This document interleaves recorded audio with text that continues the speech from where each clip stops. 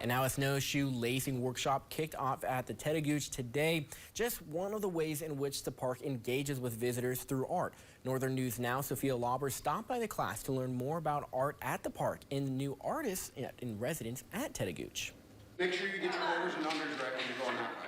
Artist Sam Zimmerman is used to working with brushes and paint, but this weekend he's learning to weave and tie knots. He'll leave the workshop with a pair of Ojibwe-style snowshoes, both a piece of art and fully functional. These kinds of programmings really give people opportunities to learn with others and make mistakes with others and hopefully, start relationships. As the park's artist in residence, he took the class to connect with the community and his Ojibwe heritage. Tettegouche is one of 9 parks throughout the state hosting the new residency program in partnership with Forecast Public Art.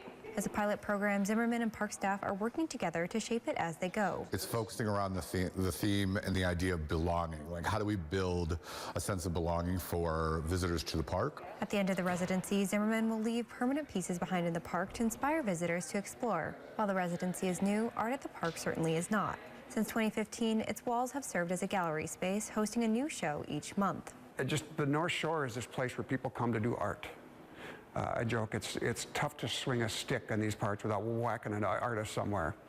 But where are they going to show their stuff? Naturalist Kurt Mead says the artwork draws people into the park space, and he's excited to see how the residency can continue to do just that. It's about engaging with park users. It's about the artist engaging with the community around, spending time with our staff, just sort of kind of embedding into the state park system, and then we're just going to see what comes out of it.